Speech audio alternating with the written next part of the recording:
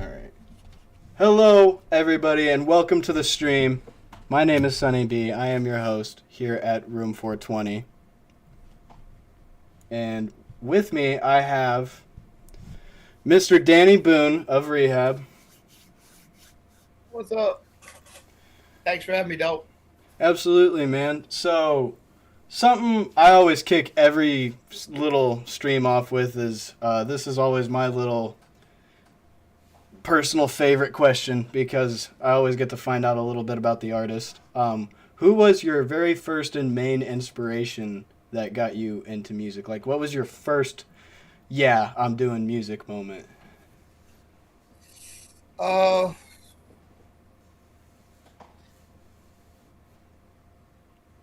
I think getting kicked out of college uh, probably was made me make the decision more than anything. But as far as musically, and uh,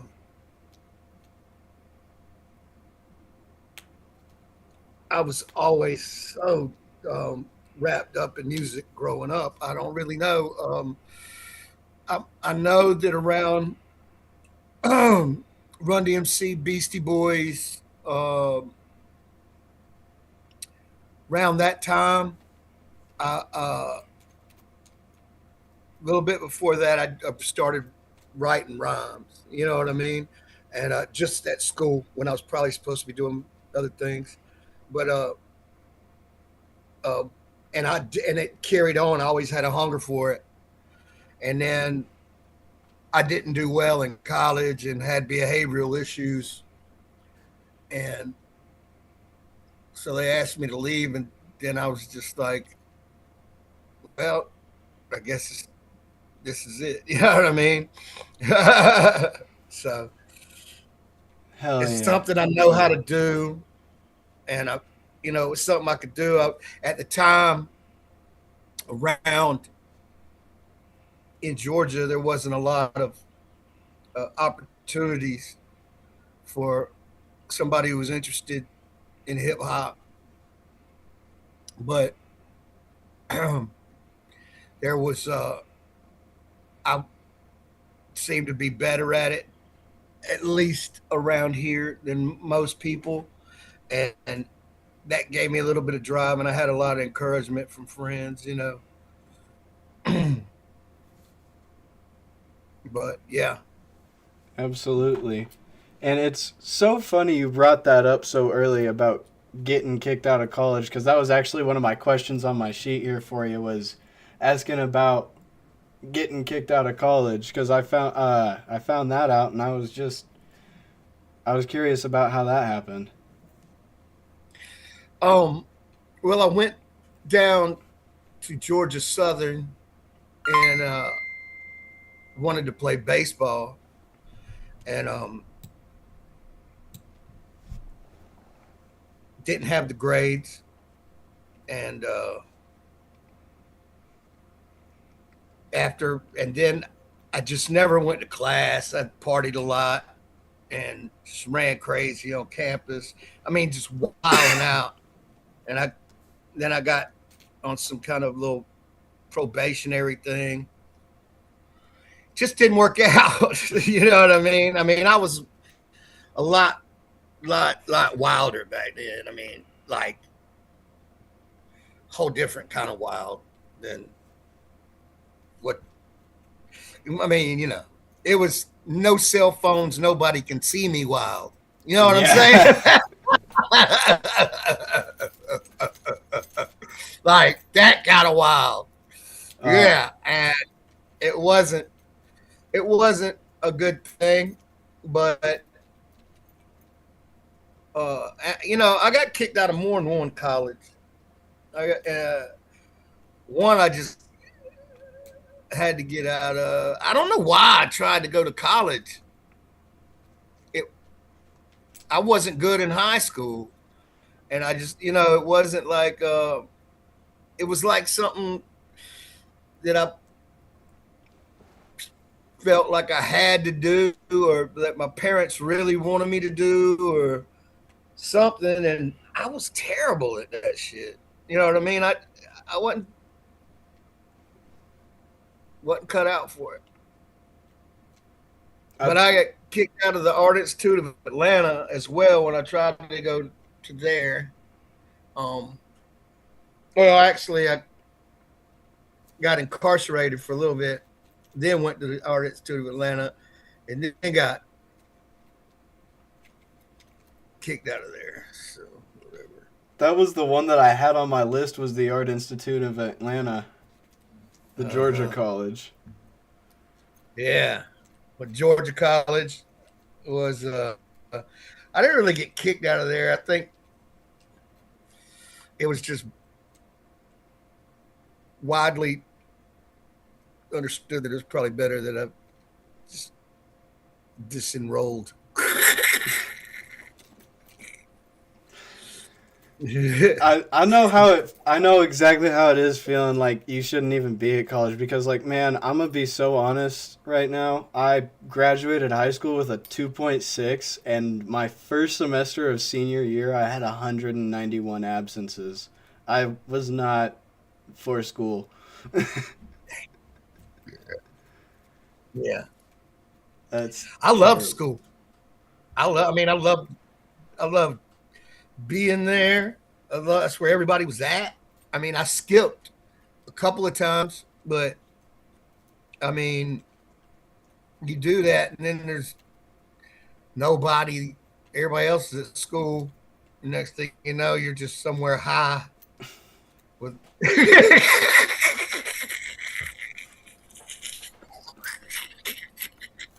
Sitting in the middle of the mall looking like an ass.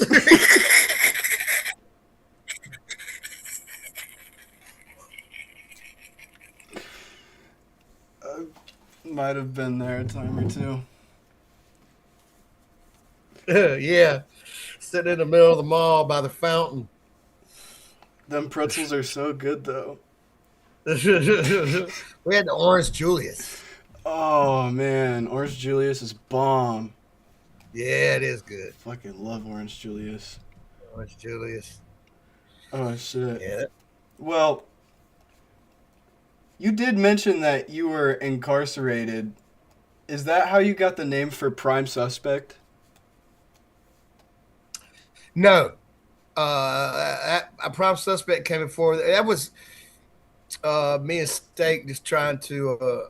I came up with that name trying to sound like Public Enemy. I like the way Public Enemy sounded, and I just played with words in my head until I Pri- came up with Prime Suspect. Prime Suspect has a really nice ring to it. So tell me a little bit Yeah. about what you did with Prime Suspect.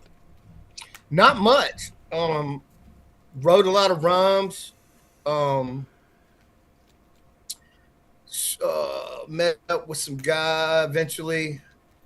You know, as far as it got was, uh, I had some friends, Daryl and Terrence, that lived in Atlanta on Buford Highway, and they had some recording equipment in their apartment bedroom. And I ended up staying over there and, working with them for the most part. They was just like, look, you know, you're dope. And I'll just stay here. And I just could live at their house while they went to work and record in the evenings. You know what I mean? So I had all day to write, and uh, just we had little hustles here and there to make ends meet. Of course, we was doing the whole back then stolen cable thing. We had, anything back then, to get by. I think at one point I got a little job, and I don't know. I don't want to get into that. That's criminal activity, but you know what I'm saying. I mean, Yeah. it was nothing too bad. Like, not in the mafia or nothing. But you know what I mean? Just trying to get by, scraping and scrounging, stealing. Hey, you gotta do what you gotta do sometimes to get to where you gotta be. I mean, Yeah, well, you don't have to do all that shit, but if you're hungry and you don't have a whole lot of people that believe in you, and you really believe in what your abilities, you're scared to let go of it, so you stay out there and swing for the fences. You know what I mean? oh hell yeah. I mean, like, you gotta do with what you're given. You gotta play the That's cards you're true. dealt, Yeah. and not everybody's So dealt the best hand. Not everybody nah, has nah. the same opportunities, and And don't get me wrong, I've been homeless several times,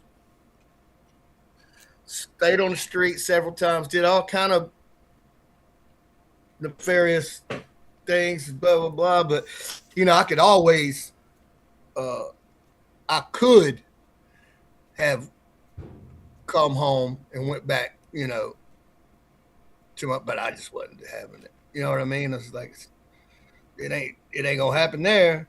You know what I mean? yeah, no, but But people have had it worse than me is what I'm saying. yeah, and that's something that I always tell myself is like any situation could always be worse, and in situations that are going south, there's always something that you could have done different, no matter what happened. Yep, that's true. You always gotta look for room for improvement. The minute you do that and you start settling, you stop growing. Gotta That's right. keep improving and learning what's good and what's not for you. I mean, everybody goes through that. Everybody Yeah, finally steps away one day. yeah, it's true. Absolutely. So you mentioned Steak Knife there for a second. Tell me about him. I met him when I was like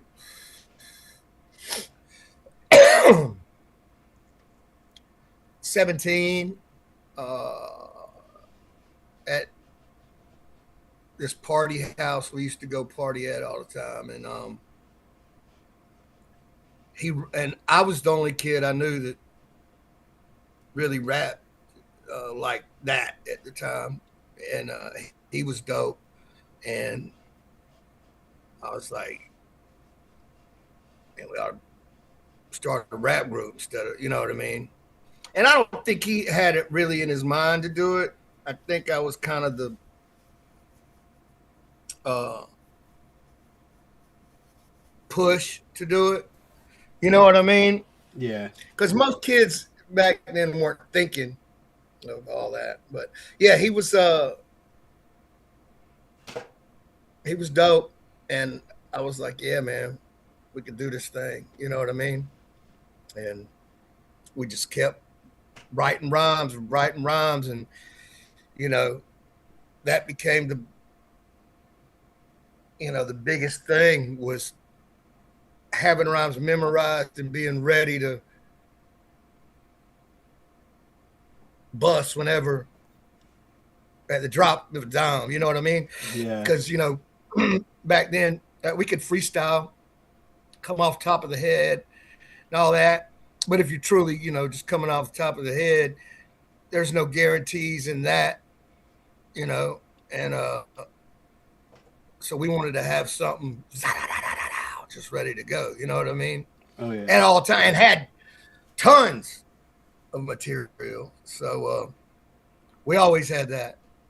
But me and him got in a lot of trouble because we were both wilding out, street kids, 1979. Da, da, da. Nah, I'm just kidding. Nah. It was almost Cool kid. 1980. Yeah. No, this was probably 86 ish when I met him. You know what I mean? So, yeah, it was dope, man. We had a lot of good stuff. We had a lot of good stuff, a lot of good opportunities. Um, me and him met some crazy people along the way, and we were two of them crazy people along the way. So, Uh, so doing podcasts isn't such a foreign thing for you because you have your own podcast, don't you? I do. We're on a hiatus. You know, the guy who did the podcast with me, Brad Darnell, has recently passed, and so I haven't really had any major plans to start it back up because that was the first one I ever did, and first time we ever tried it. It went so well, and mostly because of Brad, and it's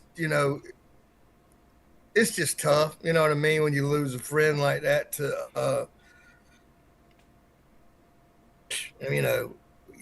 I wouldn't even, I'd feel terrible trying to find somebody else. You know what I mean? It's just, you know what I mean?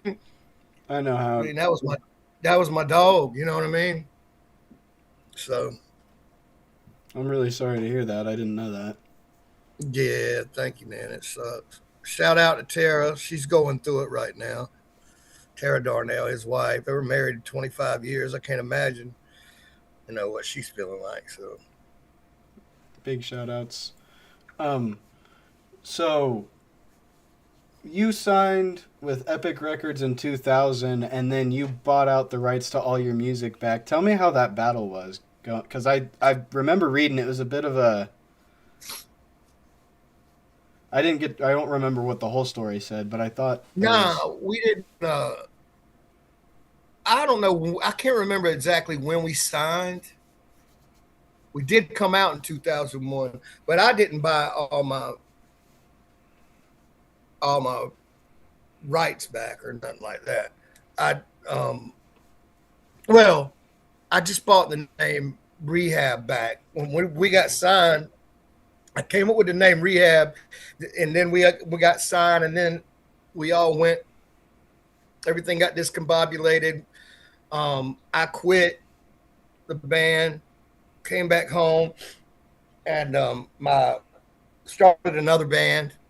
And I think I was just calling it Warner Robins. And then all of a sudden, the guy who we signed to, we were signed to Destiny Records. They were signed to Epic. And the guy had gotten the guy at Destiny had gotten the name Rehab copyrighted, so therefore he owned it. And when I came back to was in the band Warner Robins, he called me one day and said, "Hey man,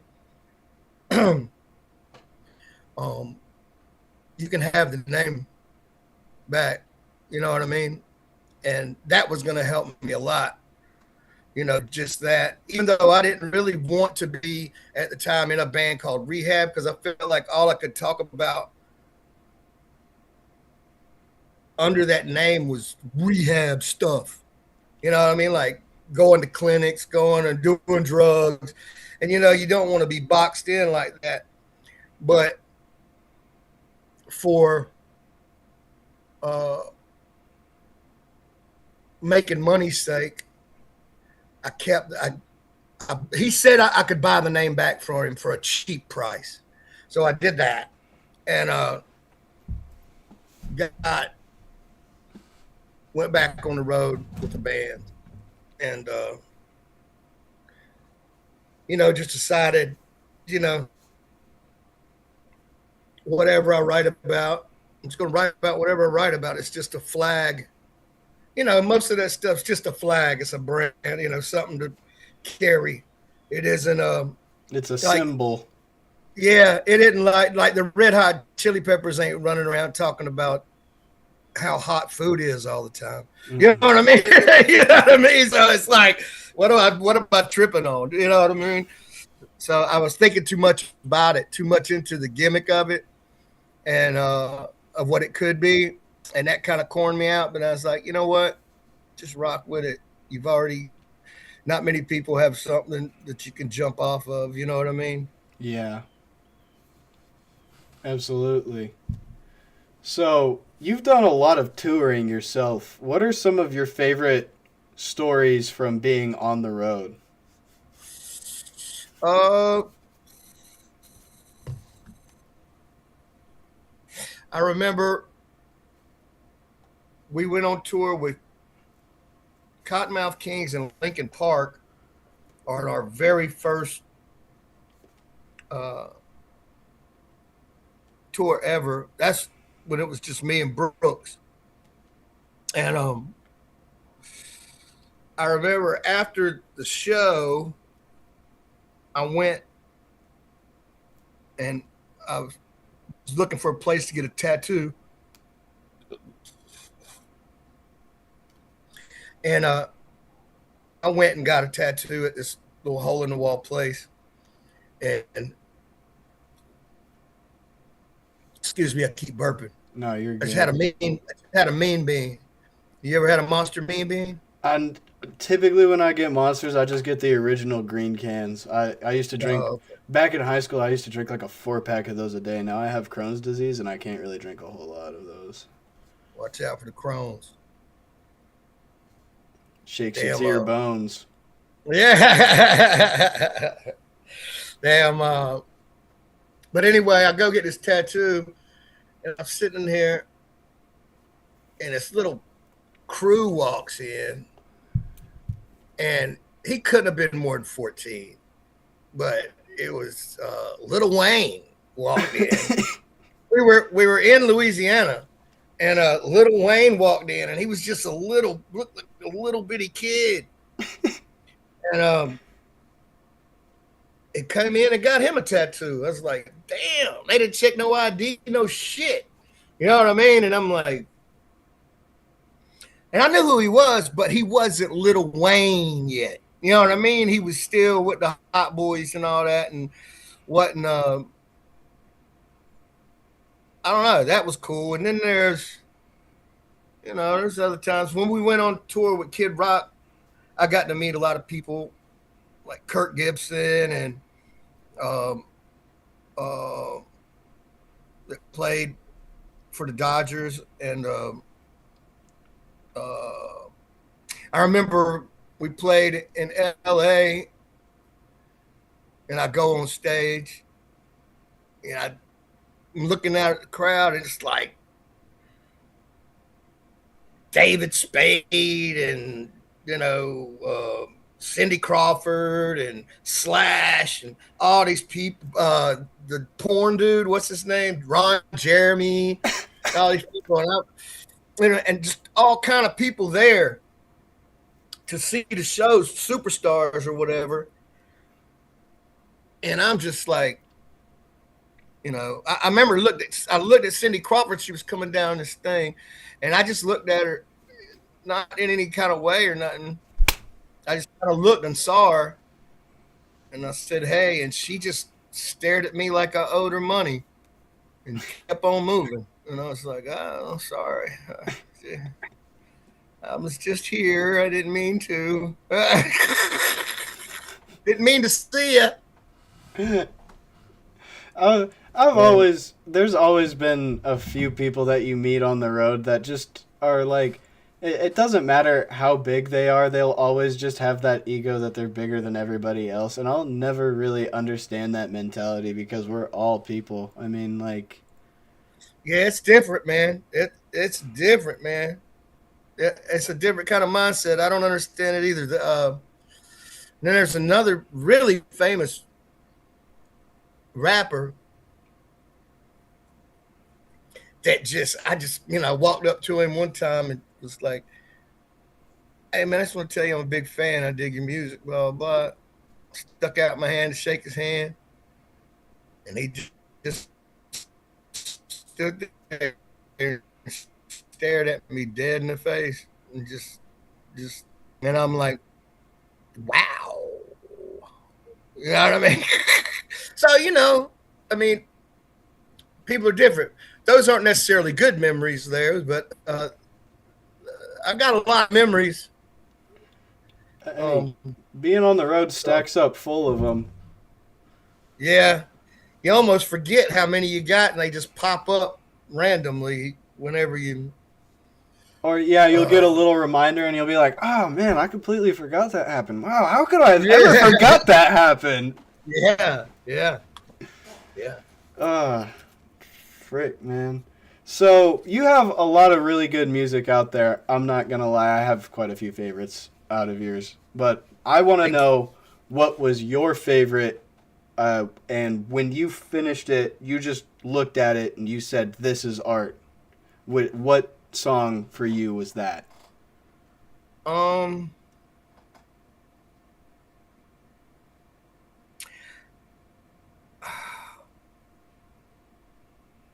it's hard for me. I don't. I kind of.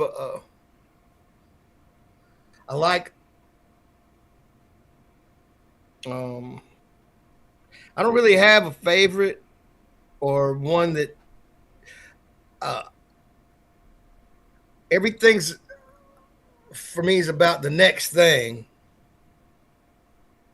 I get over listening to my voice or my music. I get over it real quick. You know what I mean? That's It's so um hard to listen. I'm working on a bunch of new songs right now, and just yeah, listening back to the vocal tracks, I'm like, I just want to rip my own vocal cords out. yeah. It's more about it's more like more for me. It's more about creating than it is listening. And I like to listen the first few times. You know, you listen, and once you realize you got something and it's jamming, and you realize, okay, I didn't say nothing stupid, or I did, I should. After you fix all the things you should have fixed, and you realize that you've got a good song.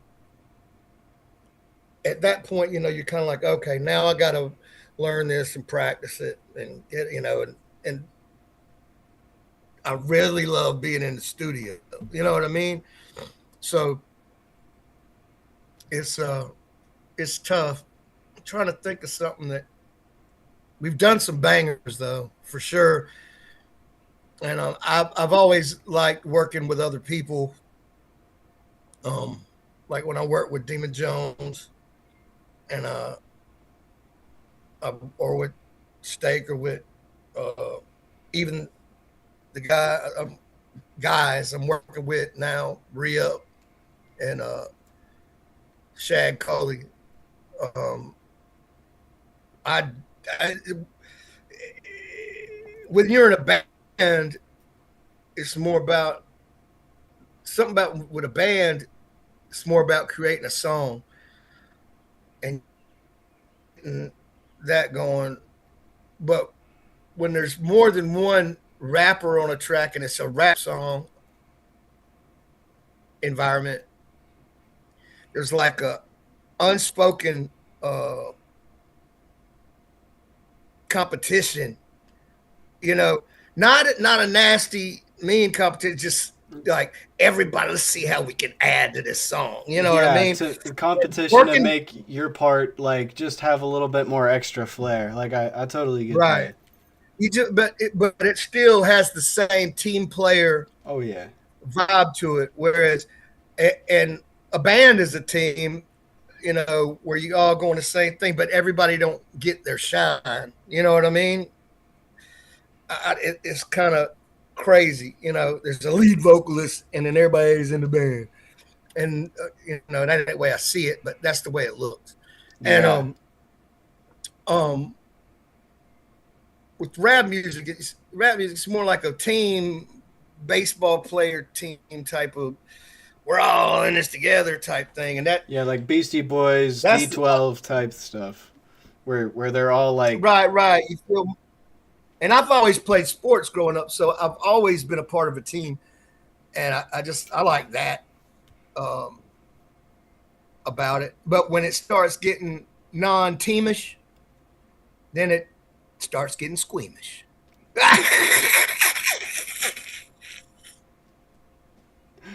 oh, that's a great one. That's a great one. But there was one song in particular I wanted to ask about, and it's just because to me this song is just such a beautiful song. It to me my own personal interpretation of this song is about finding the beauty in places that people normally don't find beauty, and that would be Graffiti the World. Like, Wow. I love that song. I appreciate it, man. Thank you, man. That was a that was a quick write right there. Uh, it did. I think I wrote that in one night in the garage. But it's just kind of like one of the things you have a thought about, you know, what the Yeah. song said. Yeah. Thinking about people graffitiing things and how people look at it as vandalism, but then you think about, in the grand scheme, the way God must look at the earth and think, dang, man, they've graffitied my whole piece. You know what I mean? You know what I mean? Yeah. So that's kind of the way I was looking at it. That's really interesting to see that insight on it because I know there's a lot of people that always have different interpretations of songs, but the artist is truly the one that has the vision behind what they were saying. Yeah. So I always Yes, that's enjoy what it was. finding that. Yeah. It was a interesting thought in long form. Absolutely. Absolutely, yeah. So, which album of yours took the longest to write?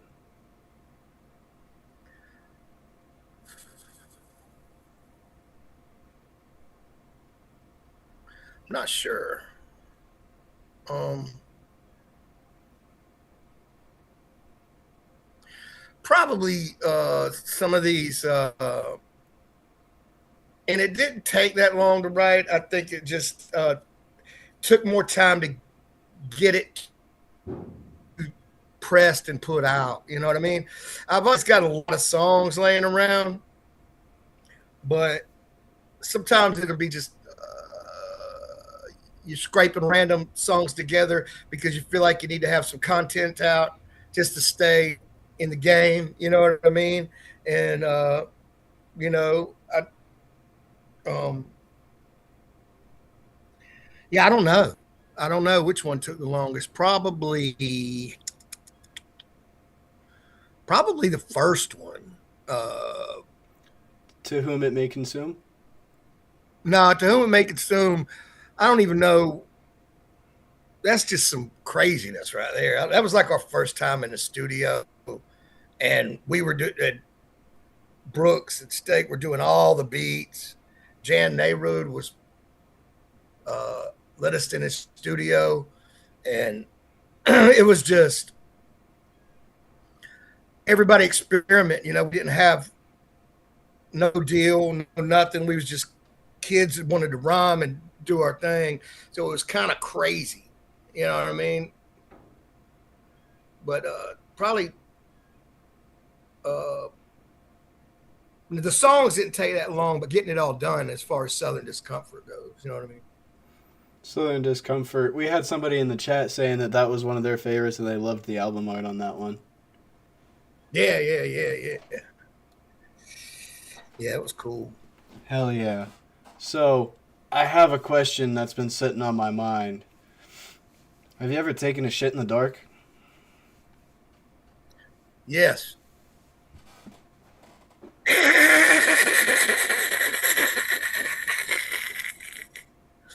You'd be surprised some of the places I've taken a shit.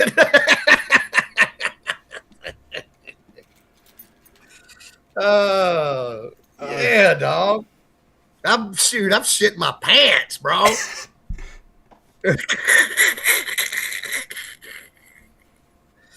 I had a friend that told me to ask you about that one. He said, will.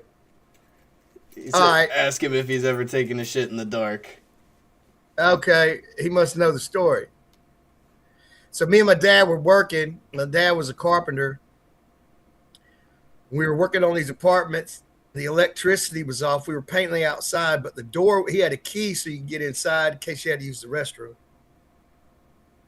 And we went to lunch, and I'd been out all night the night before, and I was hungover. We went to lunch, and I don't know if y'all have Crystals up there, or y'all probably have White Castle, right? Instead of Crystals. No, we don't get White. We got Casey's gas station. I live on a farm. Oh, okay. Well, I know what White Castle is, though. All right. Just imagine eating a whole bunch of White Castle. And I already was sweating, and I had like a rash. You know what I mean? How when you get to sweating real bad working, my ass was chapped like a mug. And so I told my dad I had to go use the restroom. And I go in there, none of the lights work. And it's bad. I got to go. And I hit that toilet, do my thing, and I can't find nothing to wipe my ass. There's no paper or nothing like that. So I'm in the dark, flailing around, reaching for stuff. And I found this rag. You know what I mean? And it was a little damp. And so I went on and cleaned up with that. That shit had mineral spirits on it, bro. And hit that rash, bro. And I'm talking about, I just came out of that bathroom, bro, and my dad was like, get over there and do that. I said, nah, take me home.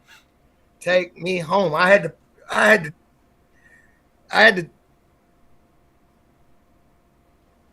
to go home and turn on the ceiling fan full blast and just damn lay with my ass in the air for a little while.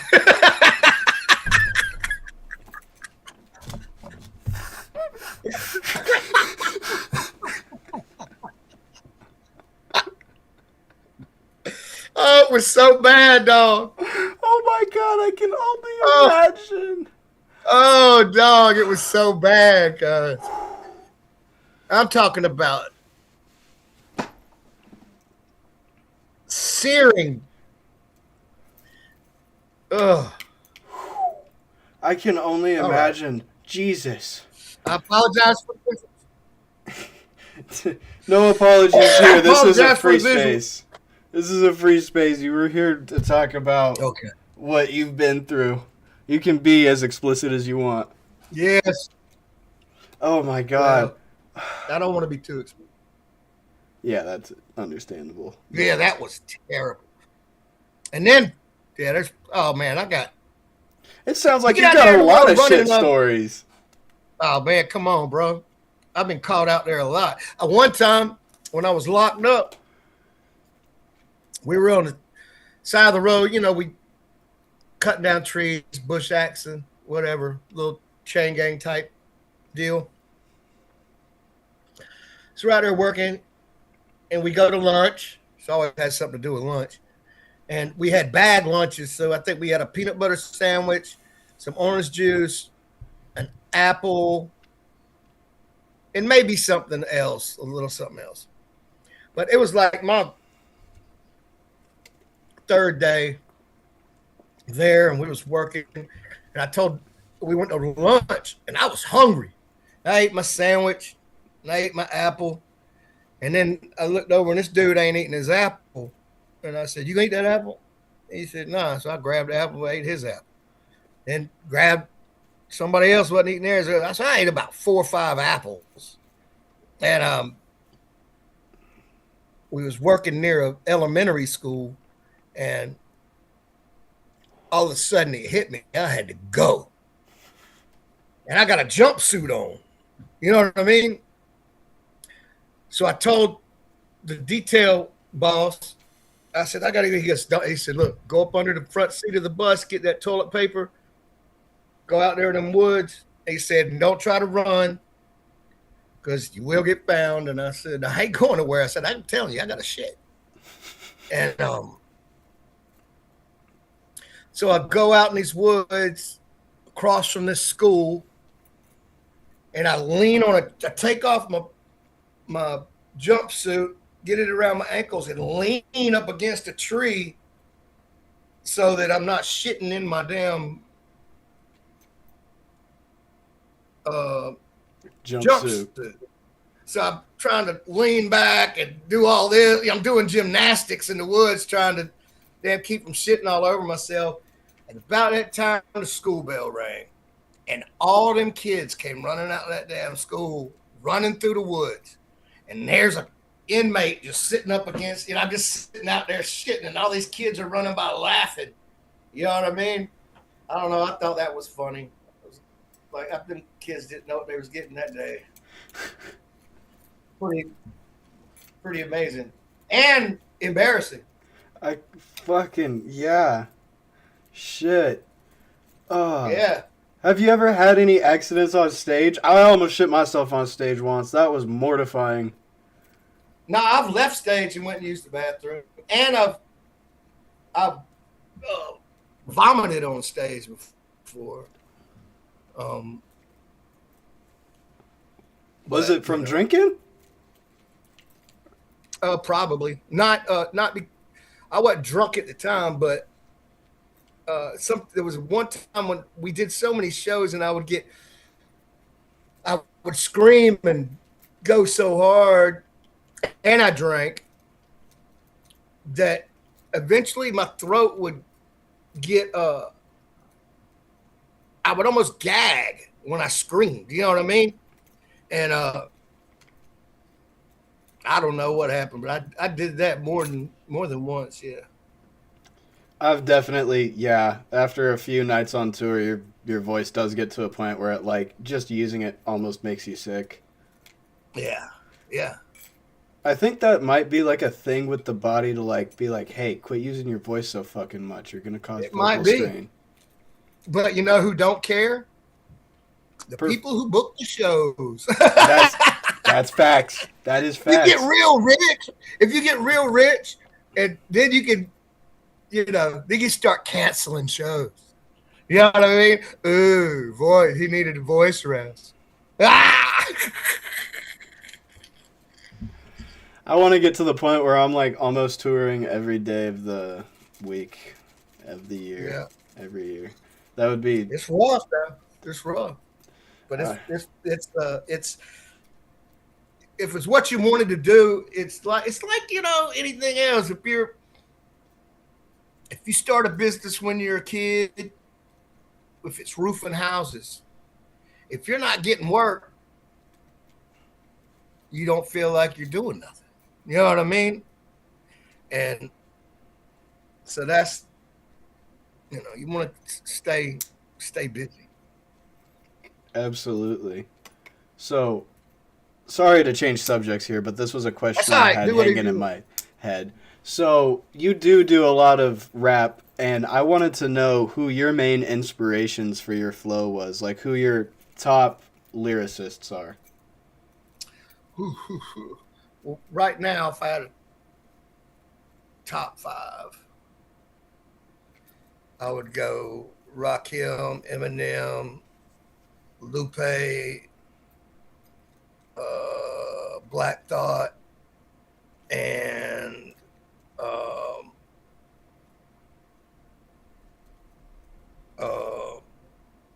I just had him on it. What was it? Him and the Black Thought, and I forget who the other one was. Andre 3000. But Outkast. Early on, as far as just somebody who had a dope flow, I would say. And also, there was like Rakim. Rakim was the guy. When he came out, the whole game changed. You know what I mean? And, but also like Poor Righteous Teachers, and I liked OC. I'm not from New York, so I'm not, I can't pretend to know everything about them, but super about them or hip hop, but superficially just sitting back and being a uber fan and a hip hop head, I'd say Rakim. Yeah. Hell yeah. I always like finding out who people look up to for lyricists. Yeah. That one's always a good one because it gives you an idea into how people, it gives them. My brain just fucking blanked on everything I was gonna say. Oh no, I get it. I do that too. Mine just did that right before yours. That's when I went. Yeah, yeah. My brain just did the same thing. No, I always like finding out who people's favorite lyricists are because it gives you an idea on a bit into their writing style as well. Because I always kind of get a little bit of a hypothesis of like who I can kind of hear in songs, and Mm-hmm. I But I like, you know, then sometimes I'll write in patterns, like just write different ways. Sometimes I'll write across the page. Sometimes I'll turn the page sideways and write on the long, in the median, in the margin,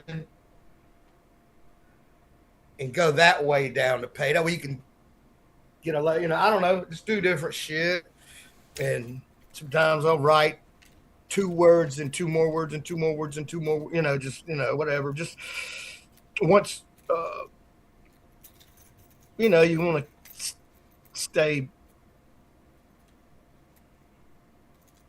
and then when you mix it with singing, both of those get together, and it's like then there's all kind of things you can do. so many different dynamics Drag, you you can learn how to add. drag.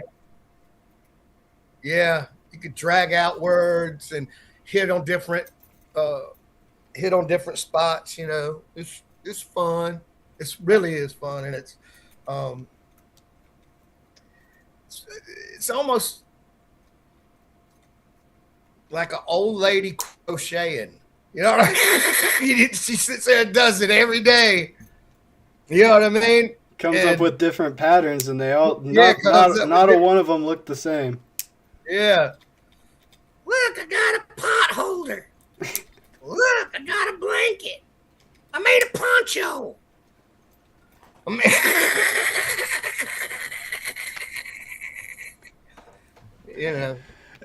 I guess.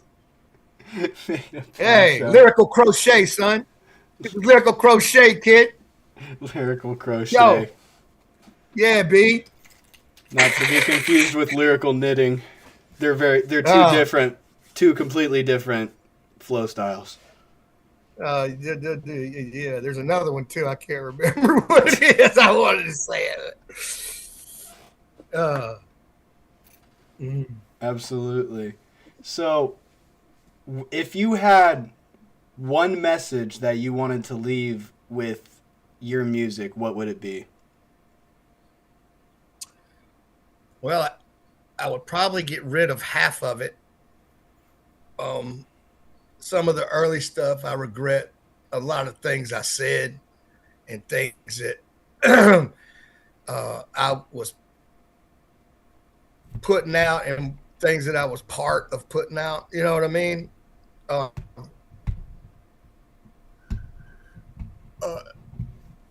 And that no matter what you do, you got to find some kind of peace in nothing. Because I don't care if you're Eminem, if you're Madonna, or whoever. What's the end game? What's the end game on fame, fortune, and whatever? That's not why you want to do it. You know what I mean? You want to do it because you love it. Because there's no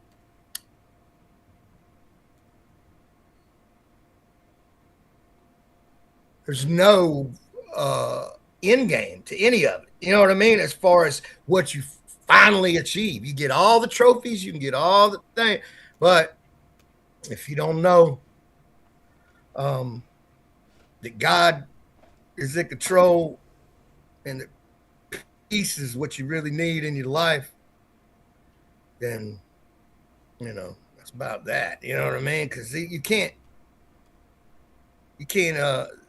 mean, really, what do you think? Whatever you do, how long you gonna do it, and what for, and what's your ultimate goal? You know what I mean? And I've never had ultimate goal or a plan in this type of stuff. Because I don't even know what to shoot for. You know what I mean? I mean, it's all so much chance, and you know, you got to love it, man, and try to be responsible with it. If I think I did a lot of things for shock value along the way, and that's easy. You know what I mean? And I've been trying to clean up my language on songs because I think it makes me a better writer when I don't have those things to lean on. It makes me think of other things, like other ways of saying things. It, kind of push yourself that way, but not to say that I can't be a real piece of shit sometimes. I'm just saying. You know what I mean? Hey, I'm pretty sure we all can. I mean, we all have off days. We all have days where we just, we don't feel like fucking doing shit, man. Yeah, sometimes it's just, you're just trying to. Don't get me wrong. There's a lot of people who work really hard just to provide for their families, and I'm very fortunate, to have my little situation that I got. Absolutely. I'm thankful for it. Not as thankful as I need to be sometimes, but thankful for it. Hey, something I've always heard that goes in hand with that is there's no matter what situation you're going to be in, whether you're living your life right now or whether you're a millionaire with a mansion, you're always going to find something to fucking complain about. So be happy with what you got. It could be worse. Yeah. I mean, there's all them old good old sayings. No matter where you're at, there you are. You know what I mean? And there's all these, but a lot of the things are true. You can't. A lot of them things, try to be good to people, is the main thing. Yes, sir. Yes, sir. 100%. Always just try your best to be a good person is kind of how I like to live life. Be a person that That's you tough. want to be around. Mm-hmm. It's tough. Absolutely. So I do have one final question, and this one is always my personal favorite question. Every artist always has a moment, in my eyes, from being on the road that is just like your absolute biggest, like, why the fuck did I do that on stage moment? What is that for you? Why did I do that on stage? I don't know if I have any of that.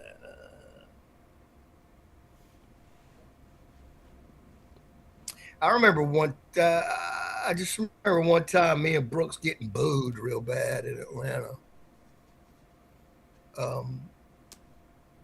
I forget what the name. They've since shut down that club, but it was like us and Bone Crusher and a couple other bands, and we were playing. And I remember somebody yelling something foul, and I said something back like, sorry. And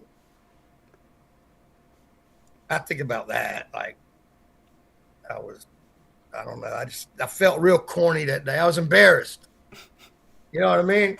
Embarrassment is a shitty feeling. Oh, it really is. And you do some weird shit to try and get out of it, too. Like, one time on stage... Yeah, and then and then you think about it later. Yeah, dude. And then you're sitting there and you're like, there was Huh? so you just go through those moments and then you just sit there afterwards and then you're just like, man, there was so many other things that I could have done and I chose that. I have a few moments like that on stage. Yeah, I mean, I didn't even yell "f you" or nothing. I just said something real stupid. Maybe I didn't want to incite the crowd. You know, I don't know. Maybe it's because we were the only two white boys in there, and it was bad enough just getting booed. You know, you know what I mean? It could have been that. I remember one of my very first open mic nights when I was very first starting to play. I got up on stage, it was just me and my guitar, and I started screaming some Lamb of God into the mic, and it was like 60-year-old white ladies in the front, and they just got up and walked out, and I was just like, man, what? I could have played any song, and that's what I chose. Yeah. Oh, yeah. There's those shows. There's those shows. When did we did a show? Where was we doing a show? We did a show somewhere, and we went, and they had this place decked out. It looked like it was a fancy place. It was dope. We got there, and I looked out the window of the place, and there was these whole group of tour buses, and I was like, I wonder whose tour buses those are. And I was like, Pink's in town. Well, he's like, so we played to nobody. Everybody in town was at the Pink concert. He was out there just jamming to nobody. But it happens. That's I remember I was playing a show and we got booked and there was a lot of hype around this show and we get there and there's nobody at the bar and we pull up the posters for events going on around the area and like literally 3 blocks away was Snoop Dogg and Wiz Khalifa. And we're like, Oh yeah. there's no chance we're gonna draw any crowd. Everybody's over Yeah. there. Yeah. Timing is everything. Got to make sure you're paying attention to that. There's a lot of different nuances and things that you learn just being on the road that aren't things you would like ever think of just getting into it. Right. What are Right. some of those big ones for you that you've learned from being on the road? Uh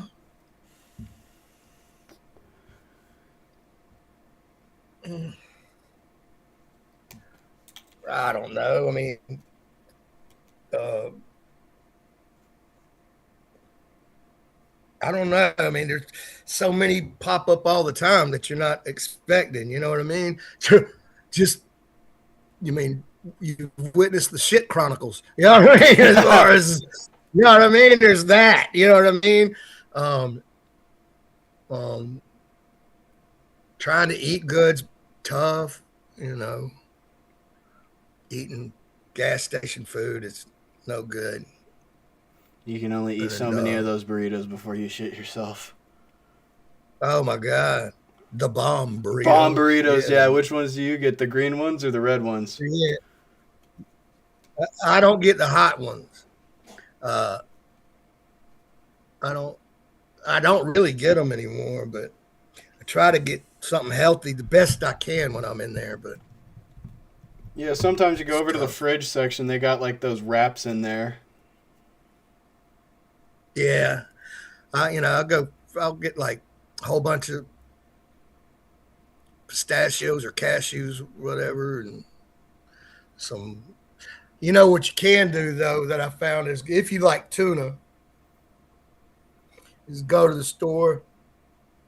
You know the envelopes of tuna fish that they have. Yeah, the little They're packets, all like the flavored. star kissed Yeah, ones. yeah. I just buy the whole box, get a couple of boxes, and just eat that. You know what I mean? All you need is some bowl and some plastic fork. You know what I mean? And you're in the game. And Shit, try to yeah. do some You of that. probably just eat it straight out the packet because don't they have the tear top? You just dig right in, Yeah, probably. yeah. You can do that. some reason I like to take like 3-4 packets Oh and yeah. empty them in a bowl. You know what I mean? And then, you know, uh, but at least I feel like I'm getting some kind of meal or something. You know? Yeah. Throw a can of peas in there. Yeah. Or I do that. Find a can opener and a whole. If you got a microwave and a whole bunch of different kind of beans, and take any kind of beans and put them in a bowl, and then pour some stewed or diced tomatoes on top of it. That's a soup. All you're missing is meat. You know what I mean? Yeah. Go get some beef jerky, throw it in there. You got yourself a stew right there. Yeah. Oh shit. Maybe not. The beef jerky's like $20 a bag anymore. Beef jerky's. It's hard to find a good beef jerky these days. Yeah. Jack Link's isn't what it was. I'll be the first to say it. It gets after a while, it starts tasting like space food. You know what I mean? Like you almost have to gnaw at it too hard sometimes. Feel like you're eating stuff that NASA prepared. Oh shit! That's about what you have to have living on the road, though. Fuck. Yeah, yeah. Meal prepping is. There's a lot of shit that goes into just even thinking about touring. Yeah. Got to make sure you have a place to sleep every night. Oh, you slept on your bus. That was a little bit different for you. I like to sleep on the bus. I just like to have my own space. I don't feel like I can mess anything up. You know what I mean? It's just your spot. Yeah. And you can make the rules there, and you don't have to worry as bad about somebody saying something about what you're doing. You know what I mean? It's your spot. You know what I mean? Yeah, that's your little area. It's your space, your little bubble. Yeah, for sure. And hey, bubbles get serious when you get out there. Oh yeah. Especially if you're not, if you don't drink before you go on stage, or don't get shit faced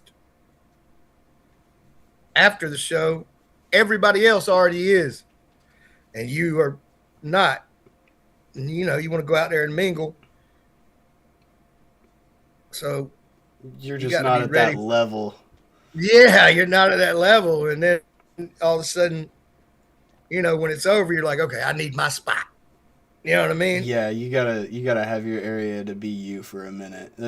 We like to, after we unload all of our shit off stage, we like to just kind of chill out in the band van for a few minutes and chill out there, relax, smoke a cigarette, smoke a doob, get our minds relaxed from being on stage. Because after being on stage, I don't care what anybody says, there's a level of adrenaline that comes every night with being on stage. It doesn't matter how often you do it, you still get a little rush. Yeah, man. It's a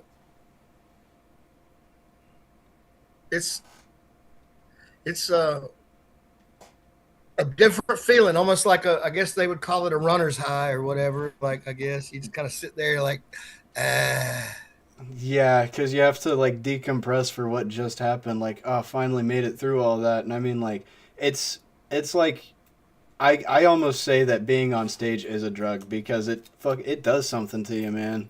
I don't know, it does something to you. Yeah. Even if you're playing the, no crowd because Snoop Dogg's playing up the fucking road or fucking Pink's in town, Right. Like, even on those nights, you still get that same fucking high. Oh, dude, there's been days I felt terrible.